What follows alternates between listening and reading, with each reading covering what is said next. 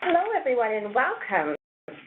Office of Interior Health, we would like to recognize and acknowledge the traditional and unceded territory of the Silk Nation, where we live, learn, collaborate, and work together. Welcome to Research Week 2018. Today's presentation is Recruitment Interior Health, a strategy refresh, presented by Dr. Yvonne Lefebvre and Dr. Deep Taylor.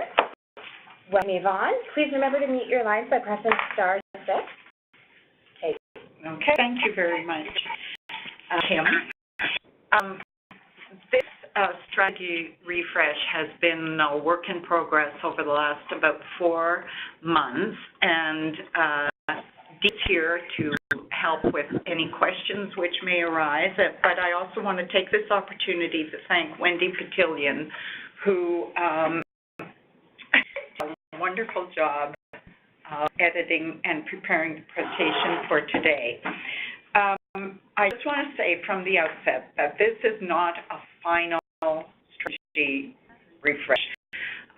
We are in the process of consultation, and today one of the chances that we have to consult about this. So I will go fairly quickly through the slides, but I will concentrate most of the time on a review of the previous strategy, which we call Phase 1 for increasing research capacity at IH, and then what we propose in renewal of this strategy. Okay, so I suspect that most of you know that we have had that Interior Health has had roles in education, training, and research since the inception, since the establishment of the Health Authority. A research ethics board was established in 2005, but with the innovation of the UBC Southern Medical Program in 2012, I made the decision to look at the development of research at IH with more intensity. And in 2013, there was a research facilitator and 2 staff for the Research Ethics Board, but I was engaged to prepare the first research strategy, and that was endorsed by the senior team in 2014. So in the time between the endorsement and now, 4 years, there have been several outside events that have shaped our current research, the strategy that we're proposing today. One of these was the Canadian Institutes of Health Research Strategy for Patient-Oriented Research. The other one was the development of a BC wide academic health science network, and the third is the proposed establishment of an interior academic health science center, and I'll speak to both of these, to all of these as I go through the presentation. So then, the strategy for patient-oriented research is IHR's, and I must say the Ministry of Health of BC, to focus on patients in health research, and their idea is that we focus on that the right patient receives the right intervention at the right time. The BC Support Unit is a subset of the strategy for patient-oriented research, and it's a multi-partner organization across BC, really. It has a provincial hub, which is located in Vancouver, and there are regional centers in Interior, Northern, and Vancouver Island. The Interior Center is made up of Interior Health and UBC Okanagan, with input from Thompson Rivers University and UBC wide. So, the Interior Center, which is a part of SPORE, are part of the for supporting it is to increase patient engagement, to improve knowledge translation, to help with research navigation across the organization, and to offer training and capacity building across IH. So we received funding work in these 4 areas. Next slide. So what is the BC Academic Health Science Network? Well, that's a pretty interesting development. Its aim is to connect BC's health research across the province. It also is the umbrella organization for BC's support, about which I just spoke, also for Clinical Trials BC, and also for Research Ethics BC. It has an appointed board, and it looks after the funding, administers the funding, and governs it from CIHR and the BC Ministry of Health for the implementation of SPORE support we're only talking about today. Moving to the third of these initiatives that impact our strategic plan is the Interior Academic Health Science Center. Now, this is the least developed of the 3 that I've spoken about. It involves a partnership of Interior Health, Thompson Rivers University, the University of British Columbia, at a minimum. It may increase to include other colleges, etc. So its aim is to act regionally to coordinate research activities and priorities. So we had our inaugural meeting in February this year, at which there was an agreement for the development of this center. And I think you might anticipate that this center would be involved in things like developing joint administration to help streamline and make more efficient administrative services in research. But mainly at the present time, we're talking about the development of joint positions. And so, as I said, we are now in the process of speaking with each other about what the priorities of this organization will be. Next slide, please. So I've mentioned several of these partnerships. We also have an embedded scholar program, and I don't have much time to go into that, but we can answer questions after. We have a global health research, and isn't here today, but we can also speak about that, and elder care research with Alberta and other researchers. Okay, so well, the initial strategy for increasing capacity in health research at IH, we thought of it as a phased-in process. So the first phase was really to develop research infrastructure at IH. We pointed out the low numbers of personnel dedicated to research in 2013, and so we made several changes to the infrastructure at IH.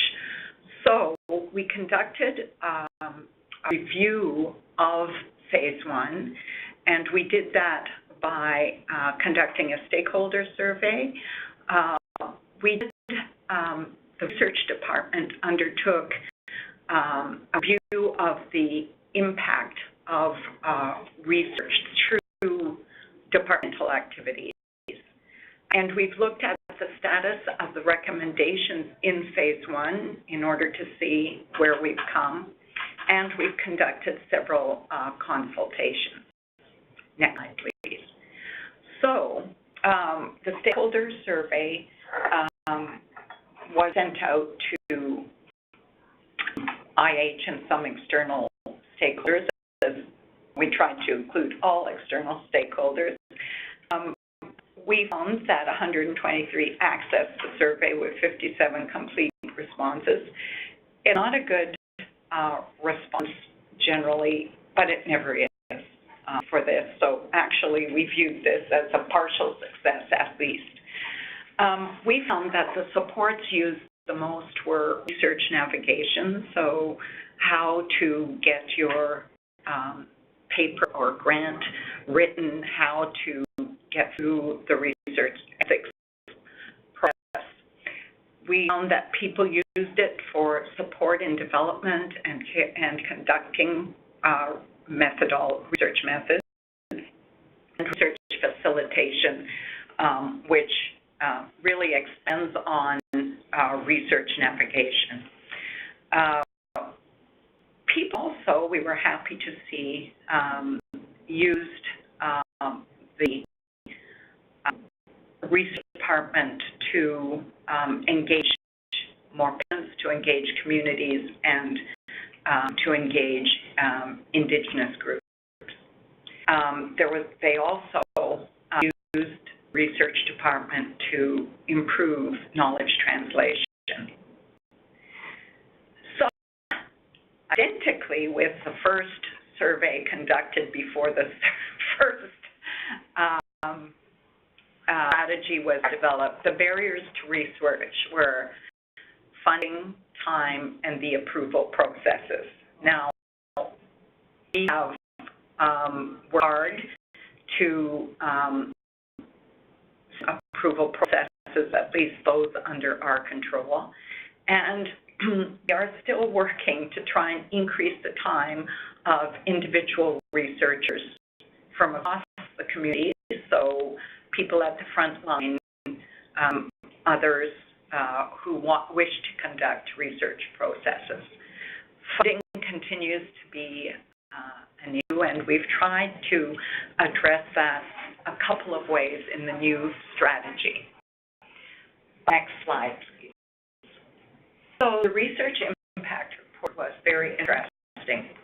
It looked at the evaluation of research department activities conducted from the time of the launch of the phase until February 2018.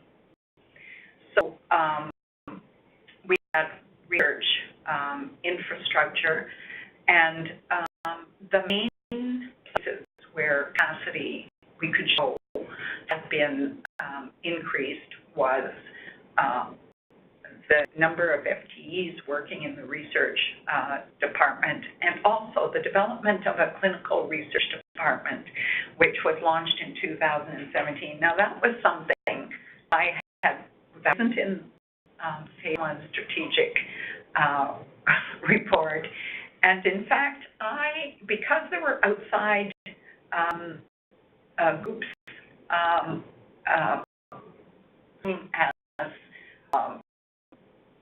as for clinical research, trials, etc., I didn't think it would be something we would develop so quickly. But in fact, these avenues for clinical research kind of collapsed, and there was a groundswell, actually, of demand for the establishment of a clinical research department, which I think I'm talking for the team, we were pleased to do. Clinical research does enhance patient care, and that's in the end what research at IH is meant to do. So the leadership of the research department is the director of operations. I'm the scientific director. I'll not say overlap considerably. The other area where there have been advances, I think, are the partnerships that have been built not only with academic partners but also with a community, and we can speak about that. Answer to questions. There's been a lot of support for practice, which is, of course, very important to us, not only in acute care settings, but also in the community.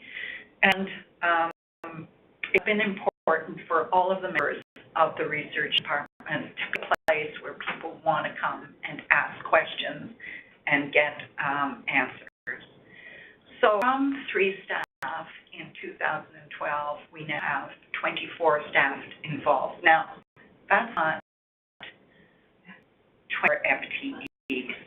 In the clinical department, a lot of these people are working on a when they are needed format, and others are working half-time, etc. It is important that we continue to do these research impact reports, of course, to justify the need for staff in the research department. But so far, the demand has far exceeded our capacity to deliver, and so we are going to be attempting to solidify some of these positions, etc.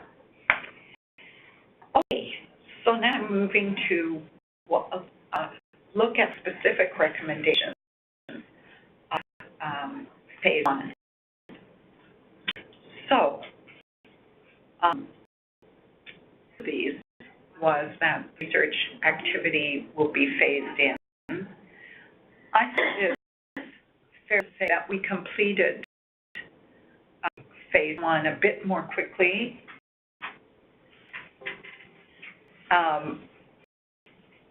We had hoped, and this is the reason for that is, quite frankly, the establishment of the SPORE support unit, because we were able then to get more funding to enable more navigation and facilitation, etc., and more opportunities to develop the patient engagement side of research activity at IH. The second one is to hire a scientific director. I wrote that in there, and so of course I got the position. No. I was recruited into the position, and been an important one, I think, several ways. Research Advisory Council, which is a council, as it says, to advise on the administration of research at IH. It was established in 2015, and the terms of reference of that council that the membership has to include from outside the organization, as well as physicians, other healthcare workers, other interested parties in research at IH. And patient partners. Yes, and patient partners, of course.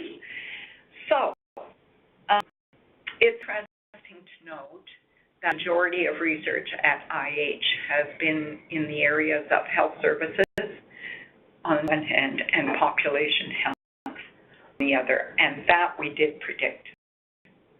Because really, IH does not have facilities, nor are they necessary, I don't think, for biomedical research or that kind of more, I would say, facility-dependent kind of research. We can get that research done, however, because we have partnerships with places that do have facilities for that kind of more theoretical research. Our place is a place that wants, and healthcare institutions generally need to concentrate on applied kinds of research. We're not the ones to develop a lot of theory, although that may be necessary for some of the projects. So that's not a statement that pans all that kind of research for IH, but mostly we're interested in research that's going to affect healthcare. Next slide, please. So The other 4 recommendations, number 5, is that we have an emphasis on prevention and rural and remote healthcare. And rural and remote, so we named it in the first was chronic disease prevention, not prevention generally, and access to healthcare from rural and remote regions. In the rural and remote healthcare, we included e-technology. The recommendation to hold annual funding competition to fund seed research projects, so little grants of $10,000, $15,000, so that the goal was to help investigators get a project off the ground so they could then have a publishable piece of work and from there go on to generate ideas for grants, get approved, etc. So we have 3 of those, one in 2015, one in 2016, one in 2017. They were extremely well subscribed, and the members of the research department who helped with these annual competitions were very focused on improving the knowledge base of the applicants if they, looked in that. They were also made sure that there were good linkages with academic partners. And in my view, they were extremely well run competitions. And we haven't named one for this year because we don't yet have the funding, but it is certainly one of our goals is to regenerate that about $100,000 a year competition. I think for an institution like IH that doesn't have that many dedicated researchers, this really enhances the research capacity of the organization. In fact, makes it much more a learning institution, and we all know the pros of doing that. So we have our research relationships with academic partners. We did some of the administrative things. We have affiliation agreements with UBCO, UBC, and UBCO, and we're working on the one with Drew. Also, I think more and more we have someone from UBCO who's a part of the leadership team for the SPORE support unit, and that's Nellie Oakley. And we are well aware that our success depends on strengthening those relationships. And I must say, from the university's point of view and academic partners, it is important for them to have the relationship with IH too, because this is where patients are. So they have research in the community that can be enhanced with our help and our access to certain organizations, and within care, I think it's obvious. Research department increased from 2.5 FTEs to equivalent of 18 FTEs in 2018. I mentioned this a minute ago as well. Next slide. So, one of the consultations that is important for us to have done is that with the Patient Engagement Committee, Peer Engagement in Research Committee has as its mandate the role that truly engaging with patient partners requires a mind shift within the research committee with systemic change at all levels. Only then will research be done with patient engagement to produce outcomes that will make change betterment of everyone. That comes from our committee. And I would say the statement came set recommendations for the next phase of research at IH and with patient engagement as the kind of foundation, the stone. We've all learned that this shift is not easy. You noted my lapse when I didn't include patients when I said what the membership of the Research Advisory Council was. I feel worse. I didn't notice everybody doing this all the time. We're all learning how unedited, I would say, patient voices have been and how hard we're going to have to work to get their voices included in research strategy and research projects. Next slide. So another consultation we had was with Dr. Doug Kingsford.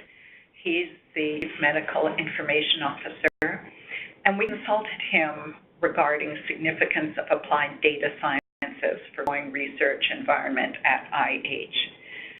I think it's cleaner that research must have this aspect as one of its priorities. However, I have to admit that really in this case we got a lot of direction from a certain vice president and the CEO himself that we did have to start because for the institution as a whole, the use of data is just it's being looked at more and more closely and trying to get systems in place that speak to each other and that can be interrogated for whatever parameters we want is getting more and more mandatory. So data sciences help to leverage existing data for use in improving healthcare. And when we talked to Doug about what kind of team would be necessary to get such a group a priority off the ground, he said we would need experts in software engineering, data science, subject matter, so that means the content, a matter of the health professionals themselves, and those with research methods. And he said, you know, some of these might be fulfilled by one person, but nonetheless, we need this kind of expertise. And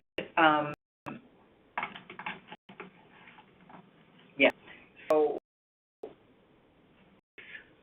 we'll interact with the science and health informatics methods plan for support unit hub I talked about. Okay. Well, what about two?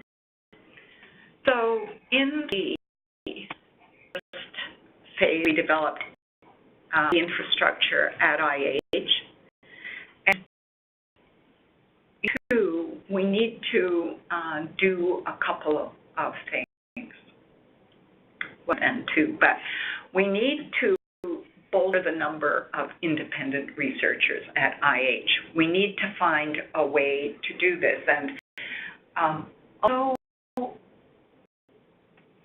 if you ask me what was more important for the institution, I think bolstering the number of any kind of researcher is on a par, if not more important than this. However, it is time now to do this so that we can really excel in the field and draw in peer-reviewed funding.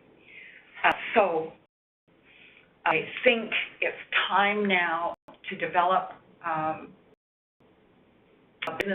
business plans for how we can hire independent researchers at IH researchers whose time is protected for research could be partially protected or more research or more, and who all have a record or obvious educational background in research. So, of course, we don't want to let the infrastructure flounder. We want to build on the infrastructure that was established in phase 1.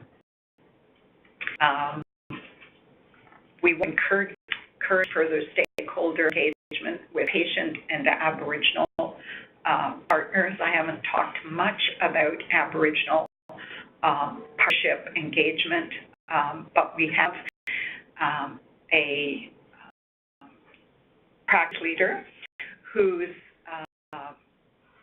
job is to enhance partnerships with Aboriginal communities, and we can talk more about that later. I would say we have made some inroads there. There are now some very, not only good relationships, but active relationships with Aboriginal partners. Engagement with patients through the patient engagement has also been hard to get off the ground, but I think we're off the lag part of the curve now.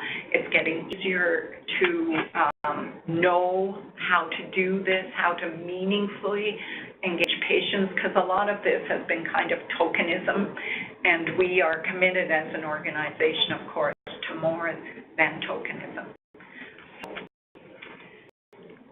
We will continue to solidify partnerships with external researchers and institutions, and I've described how the 4 support unit does that. But even to a greater extent, I think, will be the full development of the Academic Health Science Center, because that's broader in scope. However, the SPORE support unit has really allowed us to step into relationships with UBCO, which has set the stage, I think, for the Academic Health Science Center. So it was a necessary and important part of it, and it was really gratifying to see the response of UBCO to our asking them for Nellie's time, in essence, and that's a wonderful boon to us for this solidification. And some of the relationships with organizations have not gained as much traction. We do continue to work hard on developing those. I mean, you know, people are busy, they have their practice in their own institution, let alone, you know, interacting with others. So we try and show them how these partnerships will enhance internal work, etc. We have an interesting number of conferences with the Rural Health Services Network, which has also been very important to us for enhancing engagement with patients, engaging with Aboriginal communities, and also engaging with university partners. So we hold those at different parts in the region. So one was in Kelowna, one was in Kamloops, and the last one this summer was in Nelson. And they feel the improvement of the, I would say, interaction and discussions with each of these, and it was quite gratifying to see the involvement of the Aboriginal community at our last. It's certainly everyone was speaking their mind, and that means the relationship is strong enough to have meaningful conversations. Okay, another aspect of phase 2 was to reset research priorities. So, slide, please. So, section 1 is about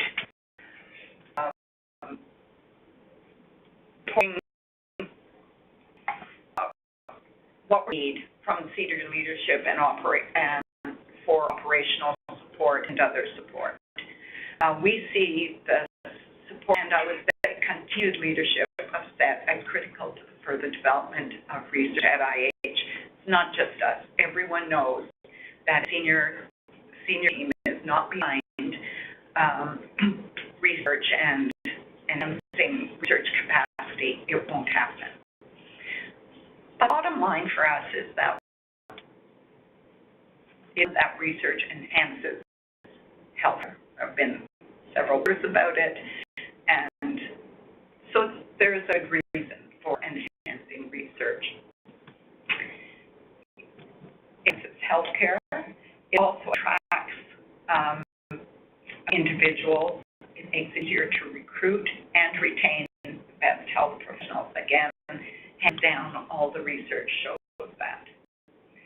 And we hope that we count on our linkages across IH to foster operational commitment and approval for research. So we do a lot of background work with individuals from across the organization. We'll understand what our aims are, and of course, if you're doing this without the support of the senior team, people will find it a lot easier to not pay attention. Next slide, please. So in our second it's about research funding and dedicated time.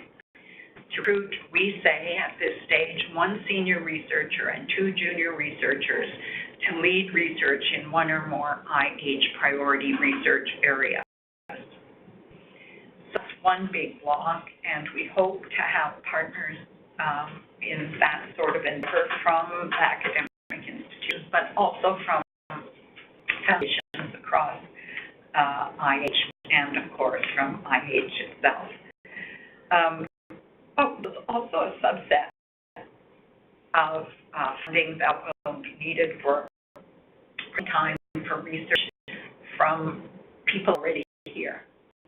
So for IH staff, which includes physicians, the physicians have been crying out for protected time, and I think we're drawing to actually something looks to be in the offing, and so it's looking promising. How are we going to sustain research infrastructure?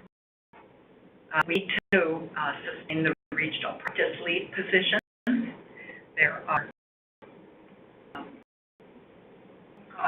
4 of these positions, 6? Oh, God.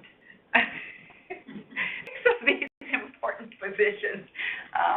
Some of them I'm not calling research leads yet, I guess, practice leads. But we also need continued funding for the scientific director of research. Each of the other health authorities has funding for a scientific director and for a director of operations. So this is kind of par for the course for administration of research in healthcare institutions.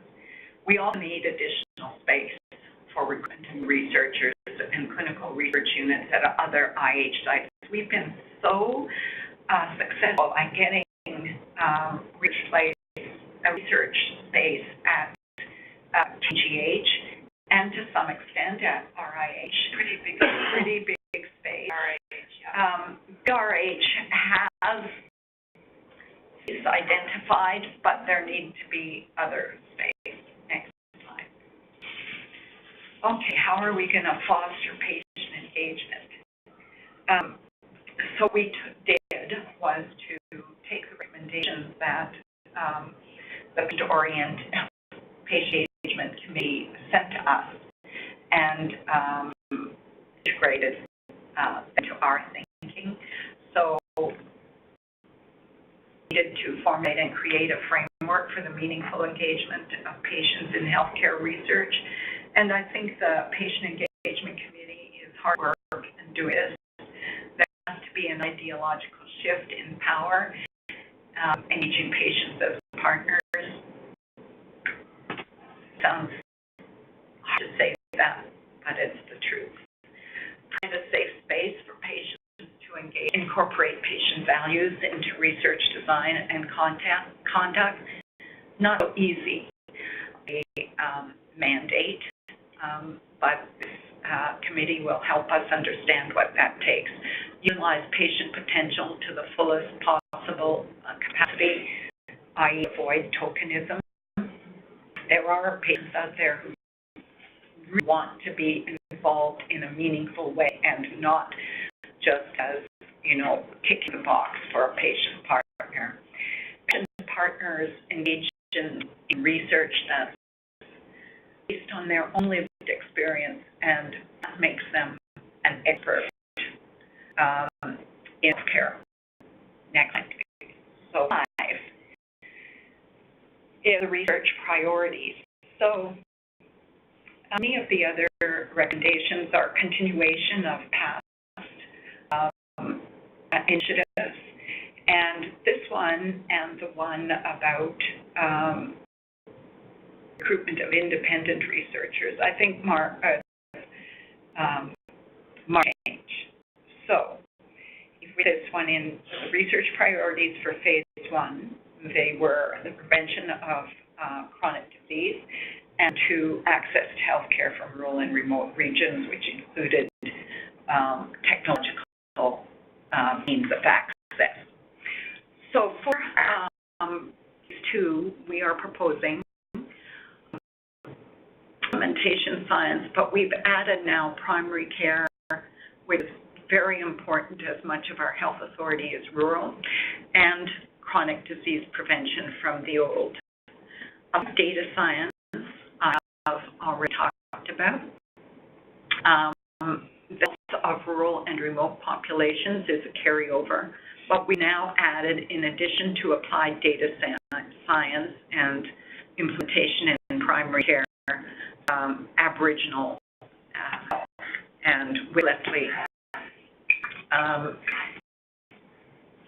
leading this initiative, I think she already has a CIHR grant looking at the vulnerability of populations like this, and I expect there will be more partnered grant applications, etc. Okay, next slide. Are we going to continue to engage IH staff and physicians in research? We need some communication and education strategies. We are proposing the reinstatement of the annual internal competition to fund seed research projects. I've given rationale for that. We need an expanded distribution network for the research newsletter, which seems simple, but it's not simple. Making sure that everyone who could use the news we have gets it. We want to expand research education curriculum, topic, promote, and provide this to a bigger audience. We have a lot of research education opportunities. And if you want a list of those, we get those too. However, there is quite a big demand for them, right? We have sessions that are full to capacity. We have some programs, for instance, one on publishing your own work that have been oversubscribed. So the one thing for all of us about working at IH in research is that there is a huge appetite for the conduct of research and to be a part of research institutions. Okay, we want to celebrate. We want to promote research stories and publications, which we've been trying to do. And my experience always requires more effort, and never done this one. We celebrate the dissemination of research results through KXT activities, and we need to publish lists of research studies being conducted in IH.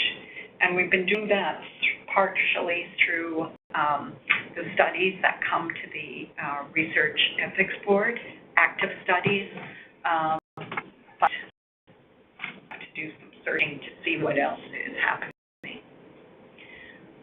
Okay, so I don't know if we thought this would take 10 years, but actually they will, especially if we're recruiting outside researchers to come.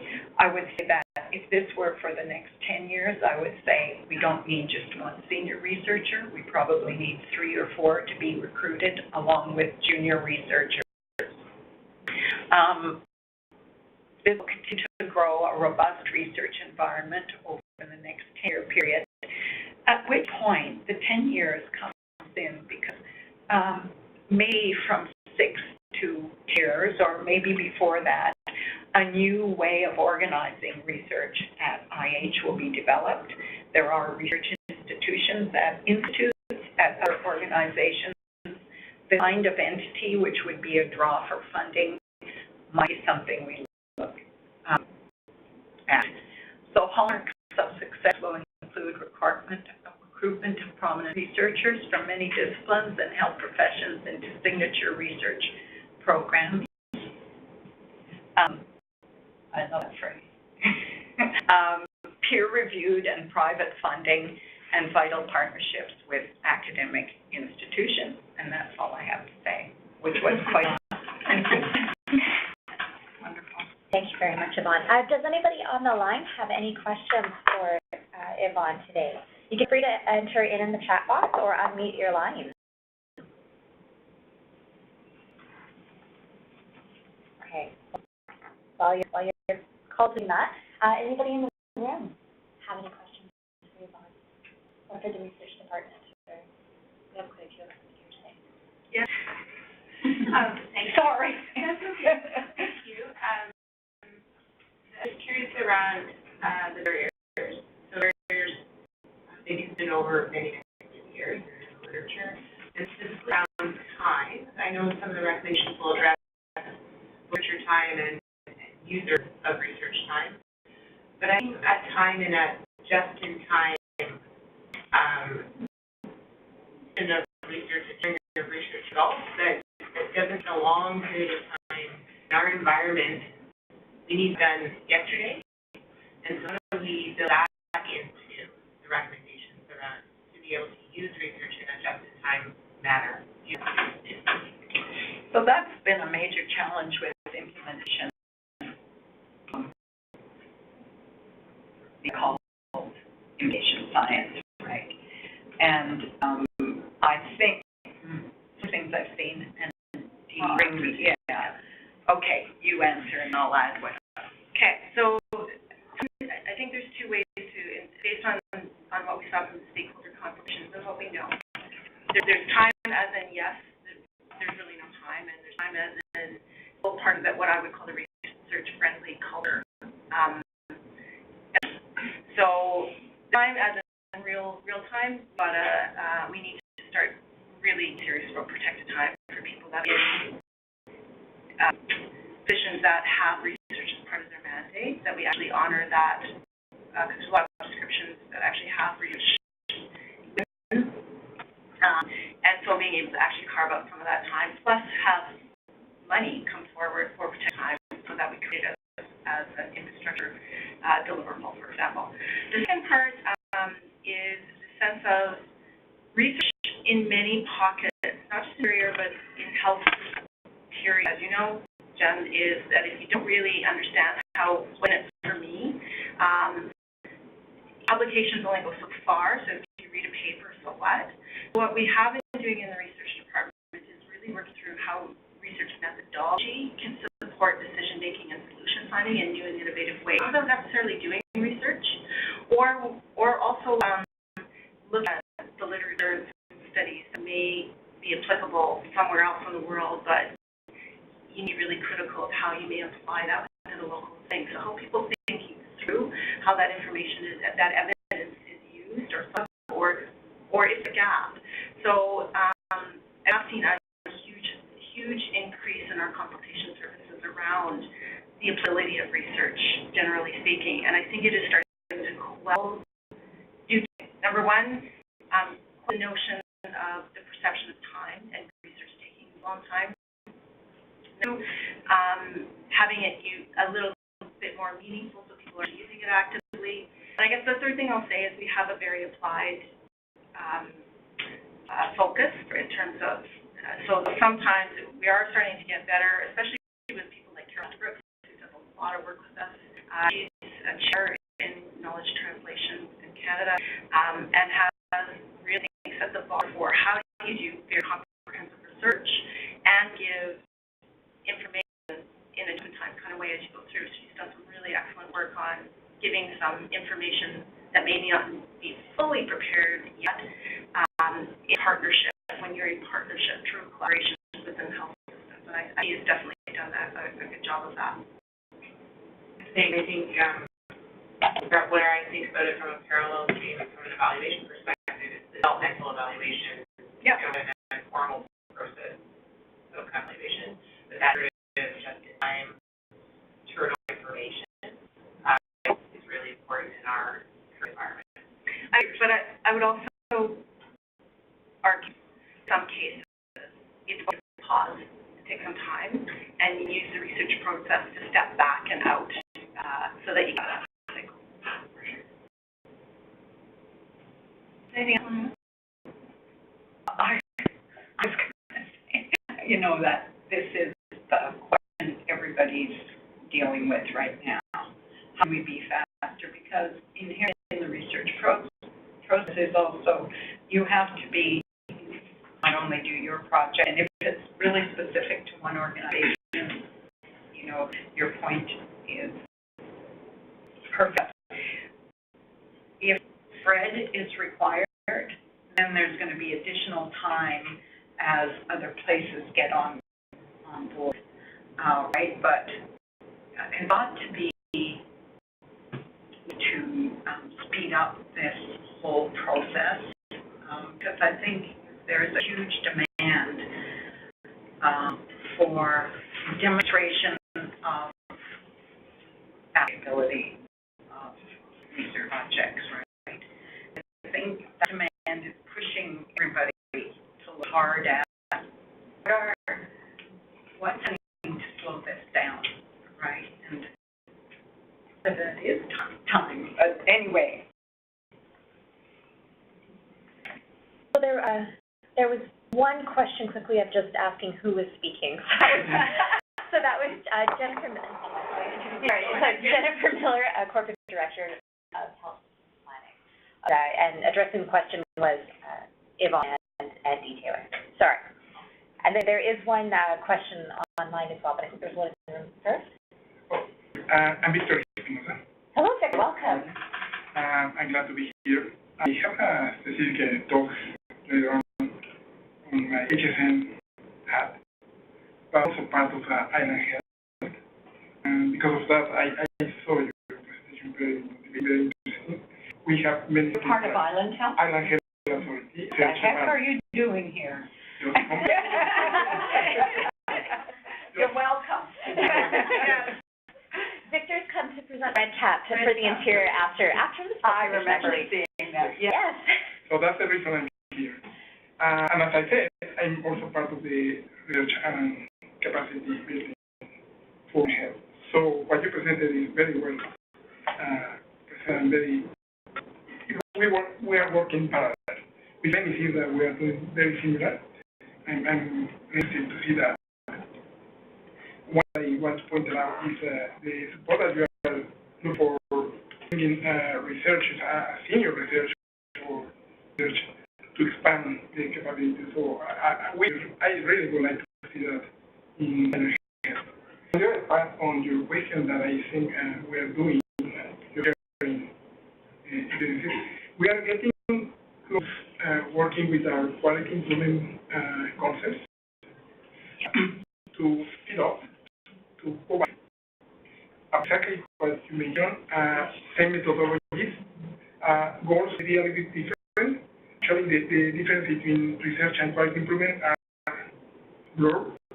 Sometimes there is quality improvement and there is I got the spectrum from quality improvement that's to exactly research, true. right?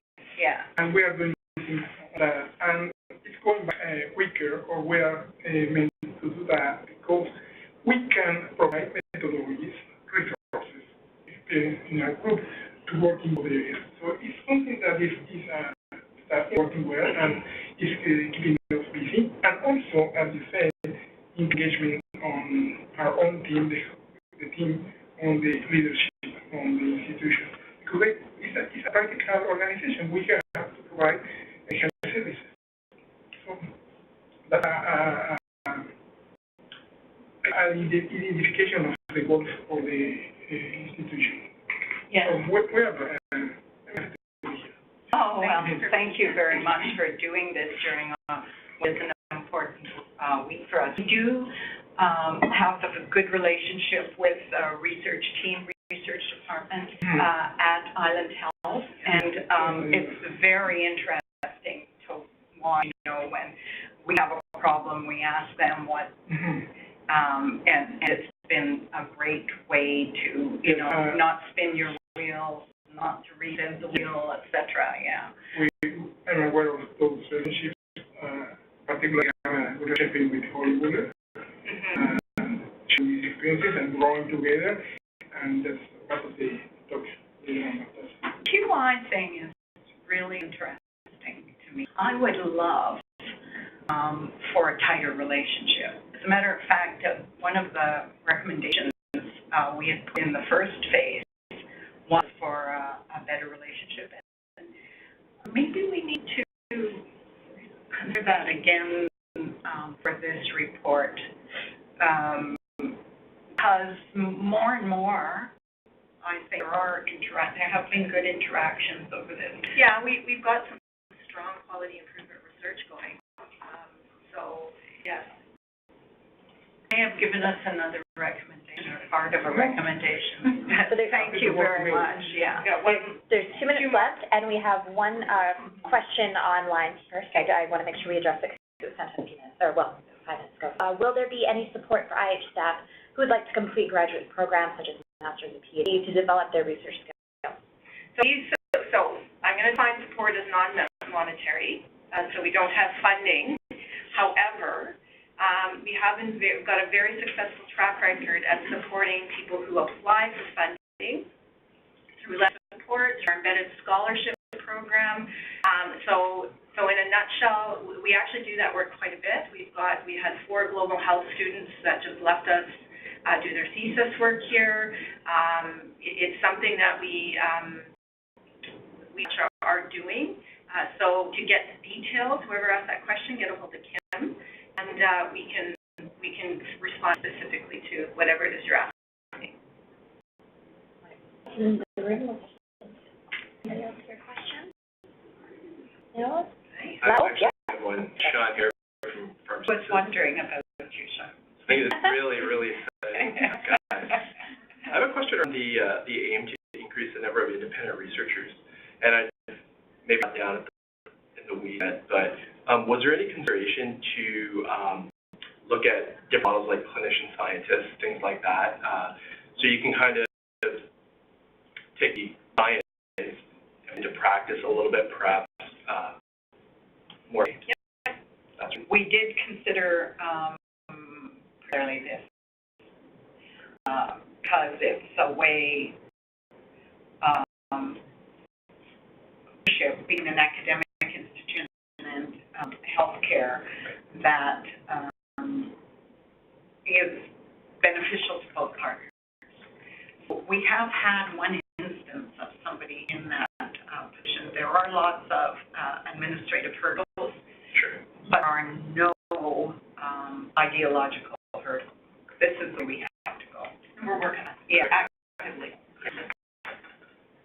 Thank you. Wonderful. Well, thank you so much to everybody for joining us online, everybody in the room, for Yvonne for presenting today, and thank you. And we hope bet you'll just for more Research Week 2018. Take care, everyone.